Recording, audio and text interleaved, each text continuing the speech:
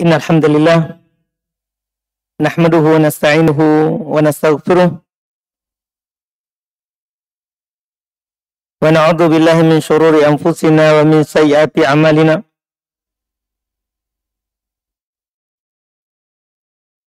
May yahdihillahu fala mudhillalah wa may yudlil fala hadiyalah. Asyhadu an la ilaha illallah wahdahu la syarikalah wa asyhadu anna Muhammadan abduhu wa rasuluh.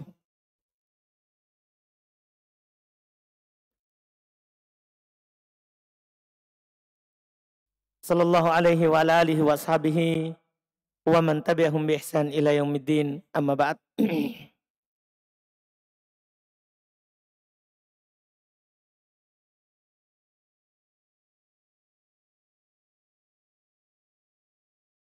Alhamdulillah, di kesempatan siang hari ini kembali kita melanjutkan kajian kitab Al-Akhta' lil Azwaj wa Zawjat, di antara kesalahan-kesalahan suami istri dalam berumah tangga. Kita di pertemuan terakhir mengambil dua kesalahan dari suami, kesalahan 27 dan 28.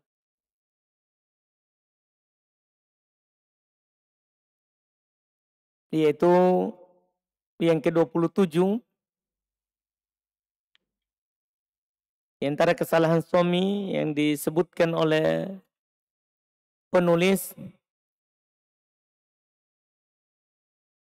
terburu-buru dalam menjatuhkan talak. Masalah sepele langsung dia talak istrinya. Setelah itu dia menyesal lagi. Masalah sedikit seperti yang beliau sebutkan, hanya sekedar kurang garam, lebih garam, dia talak istrinya. Kemudian masalah setelahnya juga termasuk kesalahan adalah tidak mau mentalak setelah dirasa mustahil ada kebaikan dan perbaikan. Ini juga ternyata termasuk kesalahan.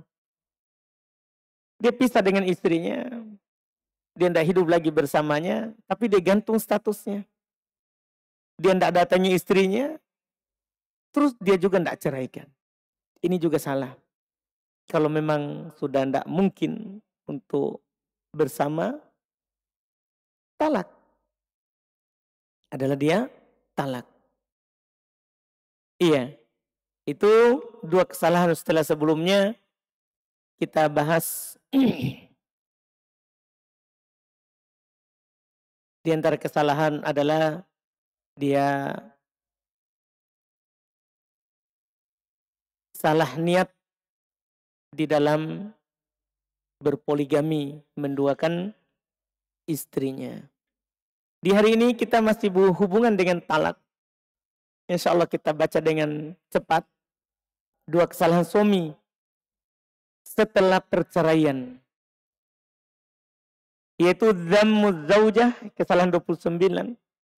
Dhammuz zaujah ba'da firoqiha. Ini tidak semua kita jatuh di dalamnya, tapi ini khusus orang yang bercerai. Di antara kesalahan suami adalah mencela istrinya setelah berpisah dengannya. Jadi sudah talak, dia sudah ceraikan istrinya. Tapi setelah itu dia jelek-jelekan di mana-mana. Sehingga tidak ada lagi laki-laki lain yang tertarik dengannya. Tidak boleh, ini kesalahan dari seorang yang telah mentalak istrinya. Tidak boleh dia mencela berlebihan istrinya dalam hal tersebut. Karena beliau sebutkan, ya, bisa saja tidak cocok sama dia ini perilaku istrinya, tapi cocok sama suami barunya. Bagi dia itu adalah hal yang tidak bagus. Tapi ternyata bagi suaminya yang nanti, ternyata santai saja kalau ada itu terjadi. Jadi bisa saja aib itu masalah di dia. Tapi bagi suaminya yang setelahnya, bukan aib. Bukan aib. Makanya di dalam Al-Quran, bagi orang yang mentalak istrinya hanya dua saja. Talak dengan baik atau tahan dengan baik. Tidak boleh ceraikan terus mencelanya di mana-mana. Apalagi masa kita sekarang ya. Cerai status di mana-mana. Membongkar aib istrinya. Sudah masuk dalam ghibah, bisa juga masuk dalam adu domba. Ini tidak boleh, kita sudah tahu kesalahan membicarakan orang kalau itu aib, apalagi kalau dia tidak ridho. Kalau memang salah, itu kita tidak pas dengannya, ceraikan saja. Ceraikan saja. Makanya Syekh katakan di sini, wahadha minadh-dhulmil mubin wal 'udwanil 'azim. Ini termasuk kedoliman yang nyata. Ini termasuk permusuhan yang jelas. Ini permusuhan sudah namanya ini. Sudah dia ceraikan malah masih mencelanya. Ini kesalahan khusus orang yang menceraikan istrinya. Kalau kita sudah ceraikan, jangan lagi dicela. Karena itu bukan lagi istri kita. Itu sudah orang asing.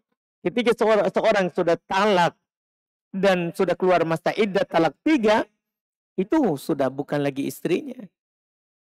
Iya kan? Talak 1 saja ketika dia sudah ceraikan bukan lagi istrinya. Hanya saja dalam masalah rujuknya. Dalam masalah rujuknya yang dibedakan. Kalau talak 1, talak 2, rujuknya cukup dengan apa? Berhubungan badan. Sudah selesai. Talak 3, harus dia sudah menikah dengan orang lain dan diceraikan, baru boleh menikah lagi dengannya. Itu ada. Yang penting kalau dia sudah talak, sudah selesai. Nggak usah dicela-cela lagi. Ini termasuk kesalahan. Demikian pula kesalahan yang ke-30. Masih hubungan dengan ini. Kesalahan yang orang mentalak istrinya jatuh di dalamnya. Yaitu idha'atul aulad ba'da talaqiz zaujah. Ini banyak sekali terjadi. Di antara kesalahan bapak-bapak ketika dia mentalak istrinya adalah menelantarkan anak-anaknya setelah dia bercerai. Ini termasuk kesalahan. Termasuk kesalahan. Iya. Faminal azwaj kata beliau, man idza talaqa zawjatahu wa kana lahu aulad minha tasabbaba fi diya'ihim wa fasadi akhlaqihim. Di antara suami ada yang jika dia mentalak istrinya dan dia memiliki anak dari istrinya itu akan menjadi sebab dia telantarkan anak-anaknya dan merusak akhlaknya. Begitu diantaranya itu kesalahan. Makanya ada seorang perempuan datang kepada Nabi Shallallahu Alaihi Wasallam, ya, dia berkata, wahai Rasulullah, sesungguhnya putraku, ya,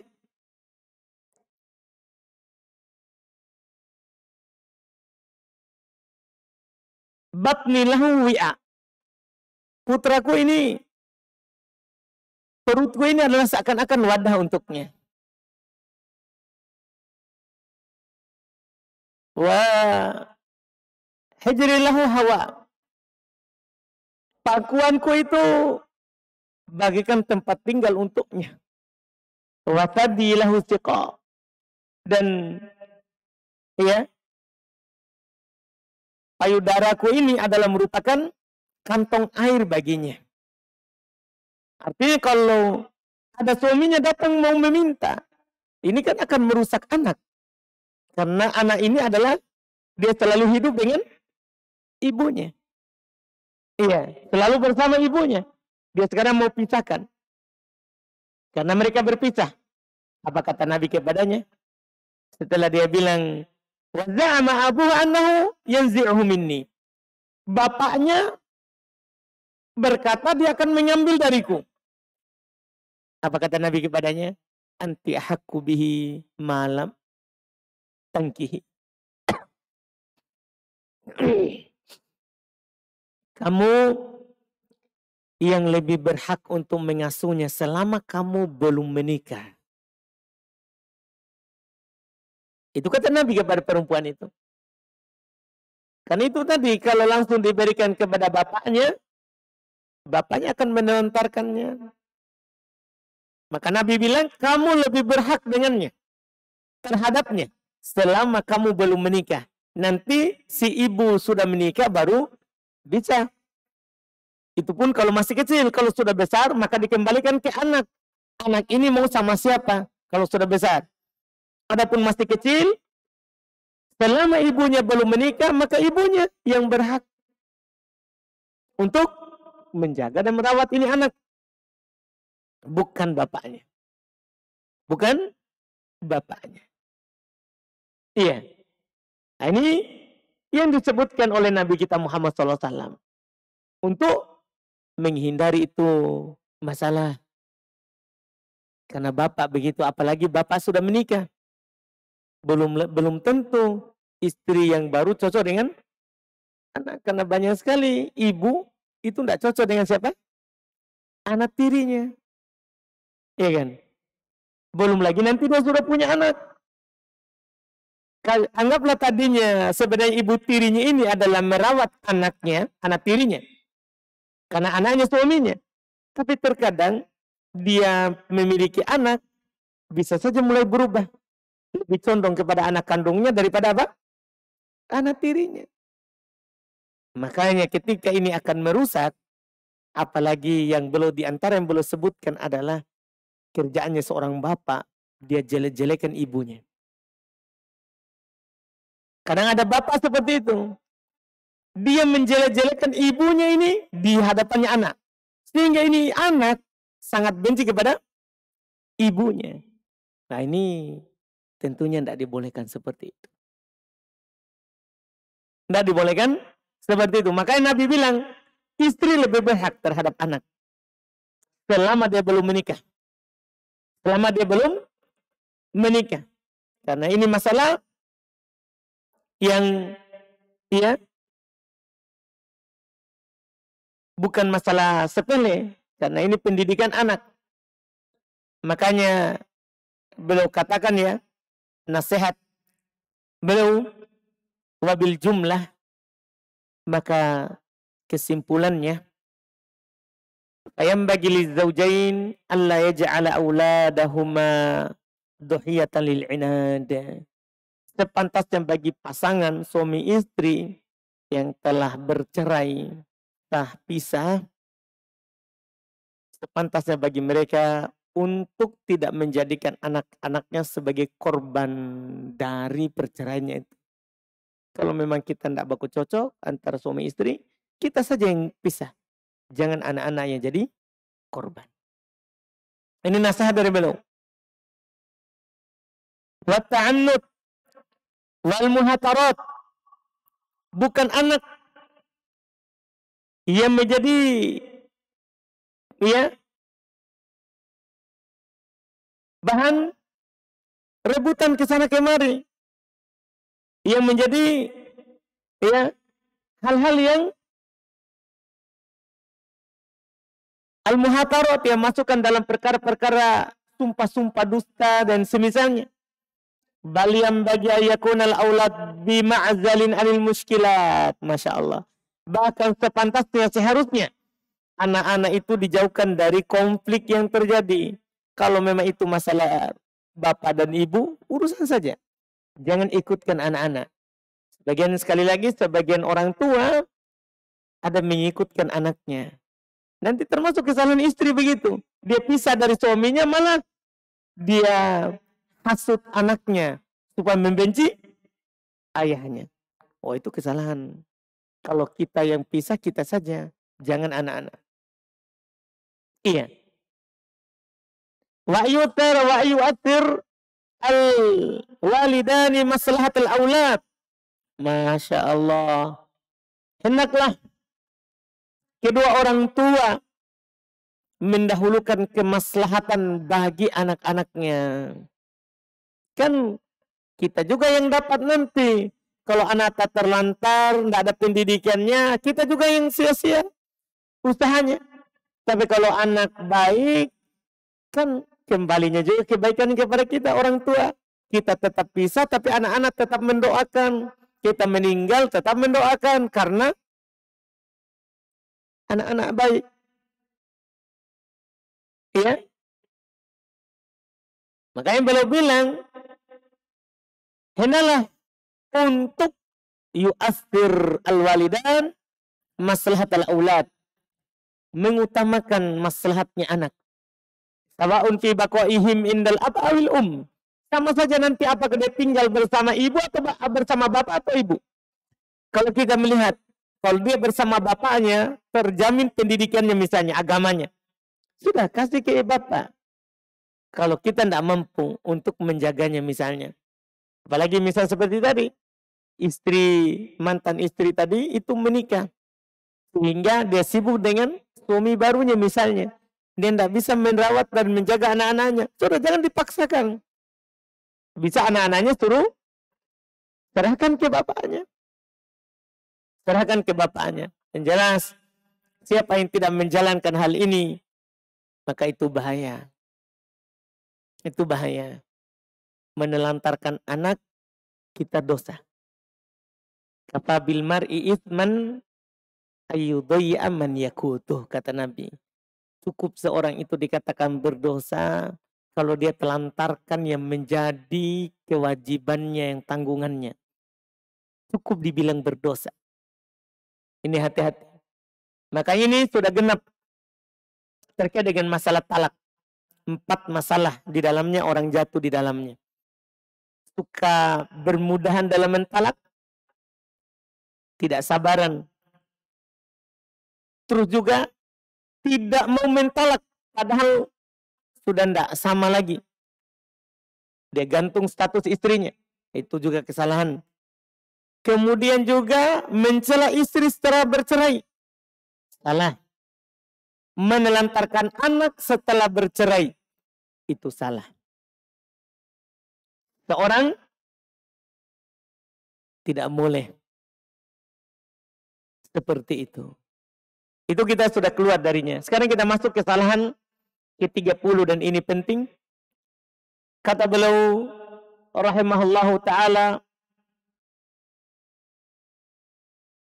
kesalahan adalah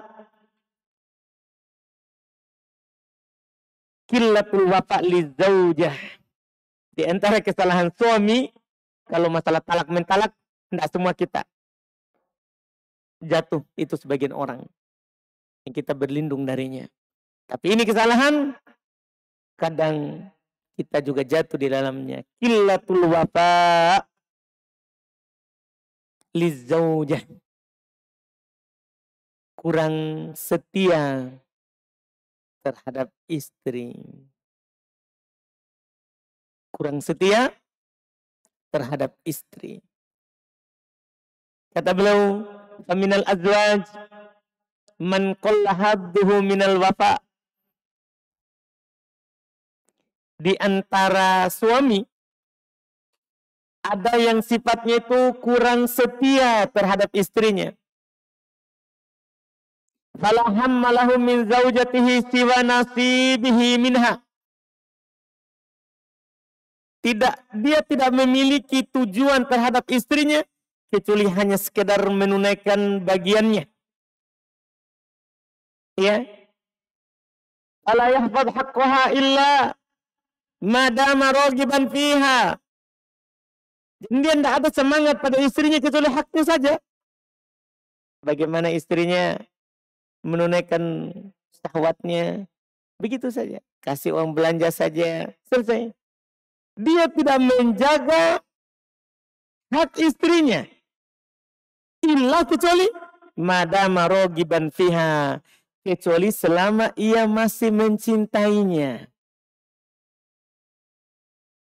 Wa madamat fi syarqil syabab fi syarq syababiha. Oh, ini mengerikan. Dia hanya menjaga istrinya selama sang istrinya itu masih cantik. Waktu awal-awal nikah, nanti sudah punya anak, mulai berubah, mulai gemuk, berkurang. Itu hati-hati. Jadi dia kecintaannya tuh di tengah-tengah istrinya masih syabab. Masih cantik, masih muda. Iya. Lagodorotu tadonadorotu ya. Masya Allah. Selama istrinya itu katanya masih sejuk, masih sedap dipandang mata. Itu di antara suami ada yang begitu. Wa kamilu sihatiha. Sempurna kesehatannya. Wa wafaratu maliha. Dan masih banyak hartanya. Ada suami yang begitu. Tidak semua kita begitu, tapi ada suami begitu. Selama istrinya masih kaya, ya selama masih kaya.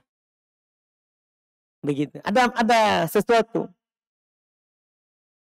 Dia pura-pura cinta karena masih kaya, masih muda, masih cantik, masih dipandang, Masya Allah. Fa'idha kaburat, au maridat, au ftaqarat, a'radu anha na'udzubillah. Jika istrinya sudah mulai tua, sakit-sakitan, telah miskin, a'radu anha, dia berpaling darinya. Hati-hati sifat yang ini. Tidak setia. Berarti inilah susahnya nanti. Makanya Nabi bilang, tungkahul mar'ali arba. Perempuan itu dinikahi karena 4. Li nasabiha, wa jamaliha, walimaliha, walidiniha. Karena dia cantik, punya harta, karena nasabnya, karena agamanya. Ada orang memang menikah karena ini. Kenapa dia nikahi? Cantik. Kenapa dia nikahi? Kaya. Apalagi biasa orang kalau berbicara janda. Kenapa kau nikahi? Wah, janda kaya. Hati-hati itu masuk dalam niat yang salah dalam pernikahan. Iya, niat yang salah. Karena bahaya begini jadinya. Nanti kalau dia sudah tidak cantik, kan namanya kulit perempuan selicin apapun pasti nanti akan keriput. Akan keriput. Akan mengkerut.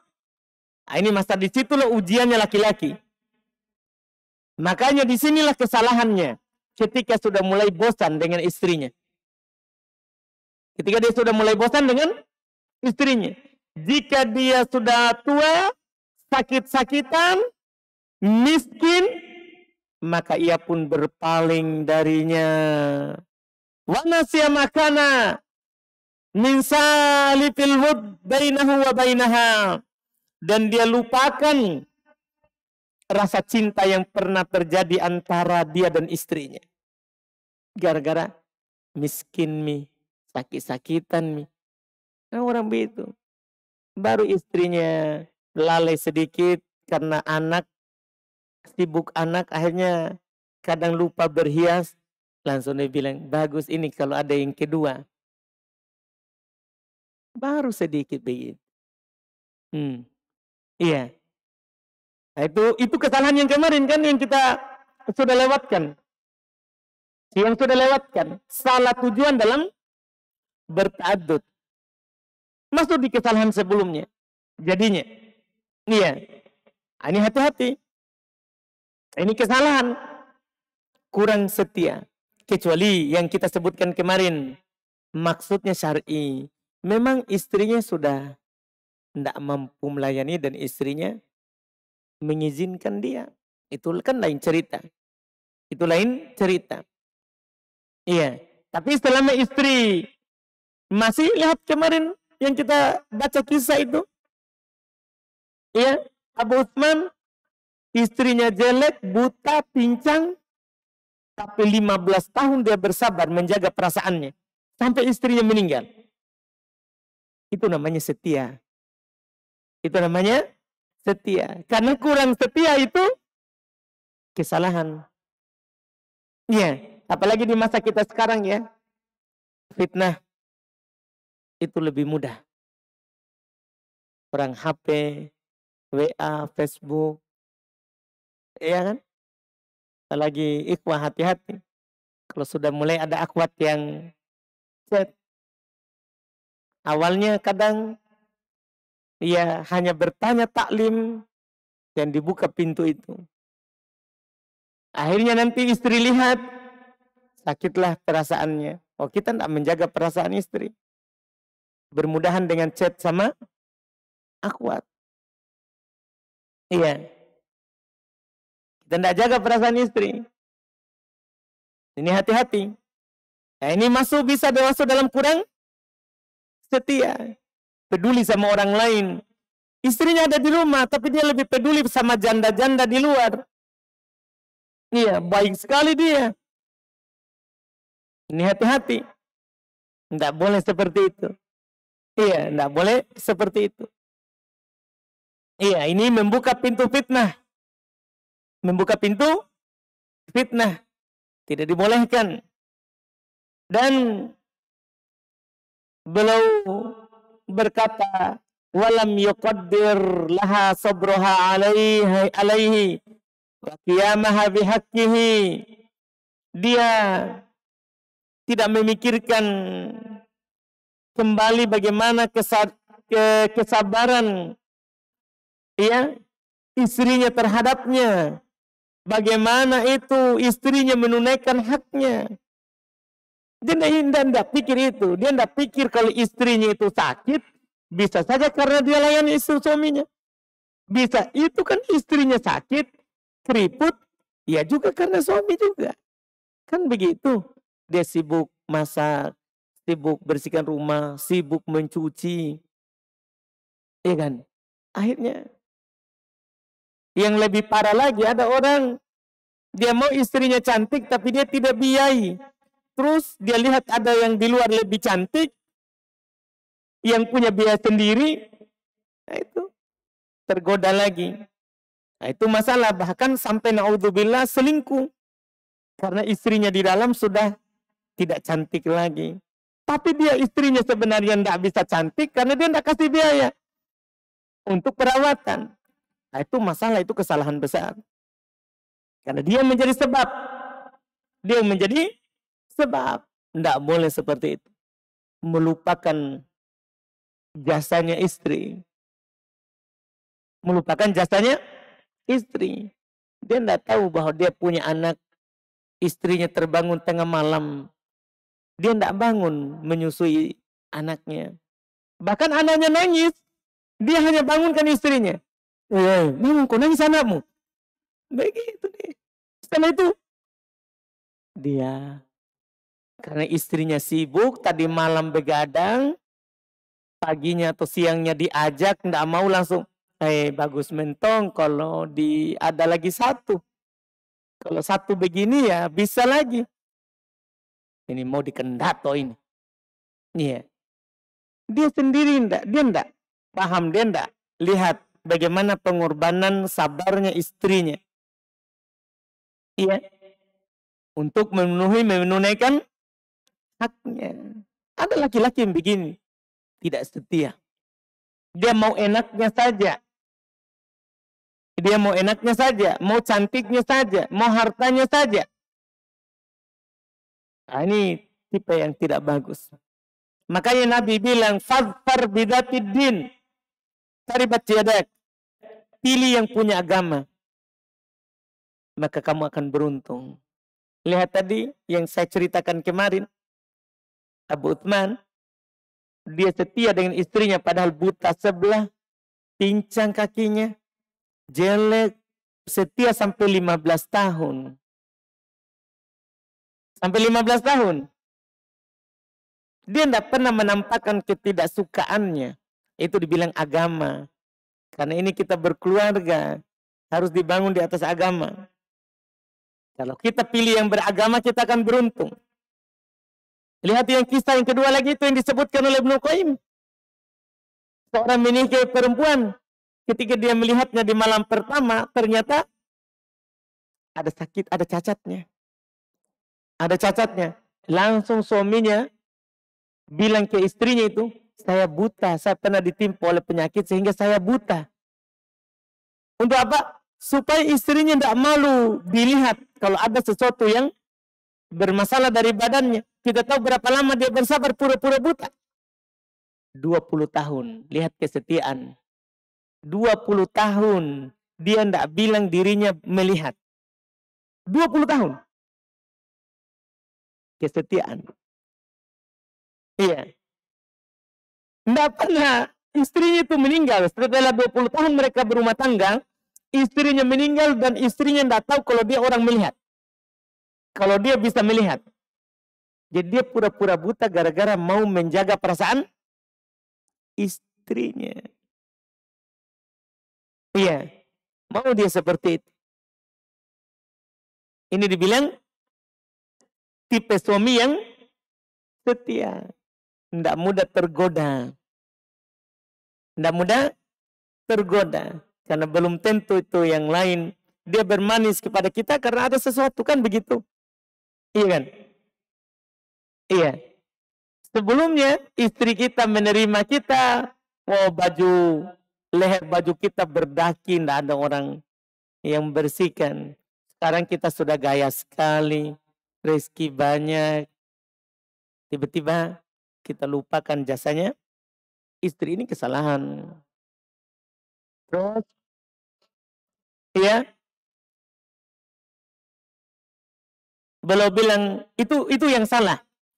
Amma ya kiramun nasi, adapun orang yang mulia, orang yang mulia, orang yang baik, wa ahlul wafa minhum, ya, dan orang-orang yang setia dari mereka adalah fa innahum yahfadunal wudda. Sesungguhnya mereka adalah orang-orang yang menjaga kecintaannya terhadap istrinya, tidak berubah dengan berubahnya keadaan. Tidak berubah dengan berubahnya keadaan. Iya. Wa fa innahum wala yansawnal ihsan mahma taqadama alaihi zaman. Dia tidak pernah melupakan kebaikan istrinya terhadapnya. Bagaimanapun, ya, zaman itu sudah maju. Enggak, istrinya tidak lulus SD. Nah, ini zaman maju, kita butuh yang sebagai orang begitu. Iya, butuh yang canggih juga istrinya. Wah, ini tipe tidak setia. Yang setia itu bagaimanapun majunya zaman, dia tidak berubah terhadap istrinya. Dia tidak berubah terhadap istrinya. Ini yang belum katakan. Dan belum ingatkan, ya, setia ini adalah, inilah sifatnya Nabi kita Muhammad SAW. Inilah tipenya Nabi SAW. Belum katakan, ya, fahada sayyidul khalq ajma'in. Ini pimpinannya makhluk seluruhnya. Pimpinnya manusia seluruhnya. Nabiyuna Muhammad afdhalus salatu wa atammas taslim. Iya, Nabi kita, salam yang utama untuk beliau, kana hafidhan wudda zaujatihi ummul mukminin Khadijah. Beliau adalah orang yang selalu menjaga dan mencintai istrinya Ummul Mukminin Khadijah. Khadijah. Iya.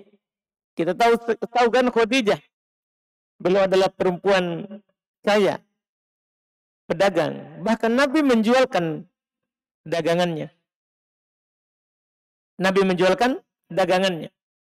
Disebut beliau janda, bukan gadis. Iya, tapi Nabi dijodohkan dengannya, Nabi menikahinya. Dan Nabi tidak menduakannya.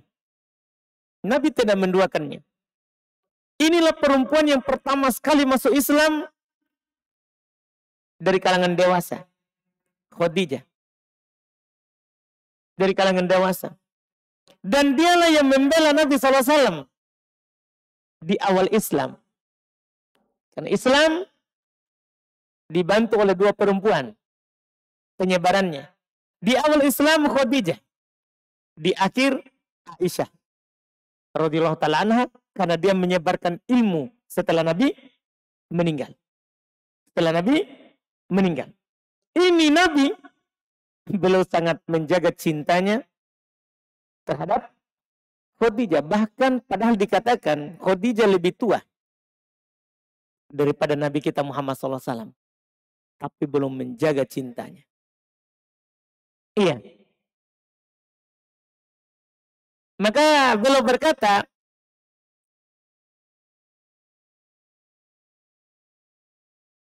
"Faba'da an matat", setelah Khadijah radhiyallahu ta'ala anha meninggal, tazawwaja bi Aisyah, baru belum menikahi Aisyah, wa ghairiha, dan selainnya. Jadi setelah baru beliau berta'addud, menikahi Aisyah dan selainnya.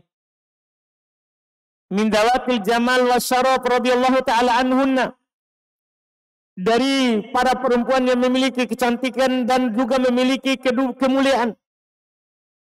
Tapi walam yansa Khadijah, Nabi tidak pernah melupakan seorang perempuan yang bernama Khadijah, padahal sudah meninggal.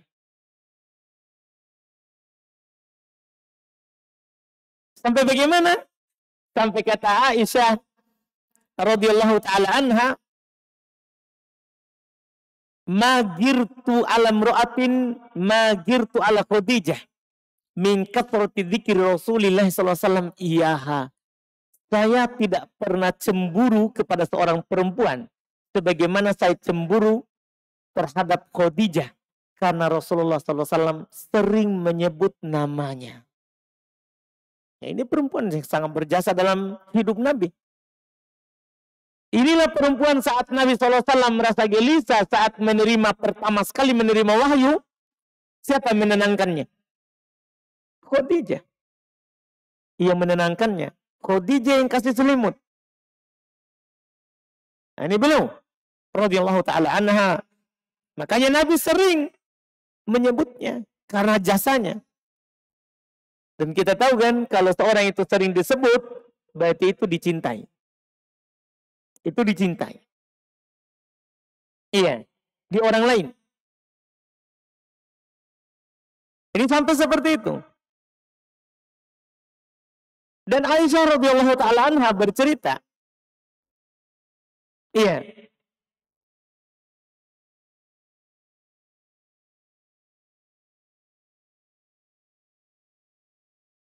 Setelahnya,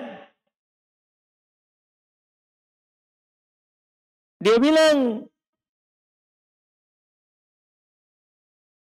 "Wa ma ra'aituha walakin kana Nabi sallallahu alaihi wasallam yukthir dzikruha." Saya tidak pernah melihat Khadijah karena Aisyah masih kecil. Saya tidak pernah melihat Khadijah, tapi Nabi sering menyebutnya. Iya. Sampai dikatakan oleh Aisyah, "Wa rubbama dzabaha syah, thumma yaqta'ha a'dha'a, thumma yab'athu fi sadaqah Khadijah." Terkadang Nabi memotong kambing, kemudian beliau potong-potong, dan beliau kirim sebagiannya kepada teman-temannya Khadijah. Temannya masih diingat, ini kasih temannya Khadijah. Masya Allah, istrinya sudah meninggal, masih diingat. Ini dibilang tetap setia walaupun sudah meninggal. Tidak sama dengan yang tadi. Baru talak, istrinya langsung dia jelekkan di mana-mana. Meninggal istrinya, dapat istri baru, Baik, Masya Allah. Kita yang paling sempurna. Istriku kasihan sebelumnya sakit-sakitan. Ada orang begitu. Jadi di istri barunya dia tidak memuji istri lamanya. Malah apa? Baik, lama sekali ini saya libur. Karena sebelumnya istriku sakit-sakit terus. Ini kamu memberikan pelayanan terbaik. Jadi yang baru dipuji, yang lama dilupakan. Itu tidak setia, tidak bagus. Lihat ini bagaimana dicontoh oleh Nabi SAW. Sudah meninggal istrinya. Ada istri barunya. Aisyah, gadis lagi. Radhiyallahu ta'ala anha.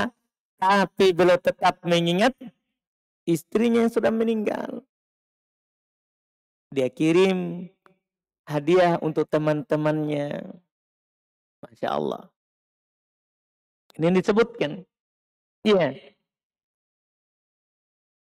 Ini contoh dari Nabi Sallallahu Alaihi Wasallam yang kita patut teladani, yang patut kita teladani dalam kehidupan ini, karena ini ternyata termasuk kesalahan, kurang setia.